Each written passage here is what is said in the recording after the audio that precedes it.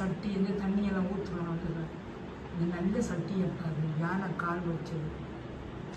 கொஞ்சம் இருங்களே, ரெக்கார்ட் பண்ணுறேன்னு தானே.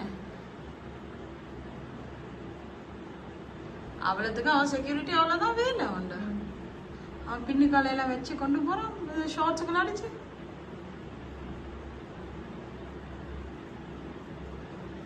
அவங்கள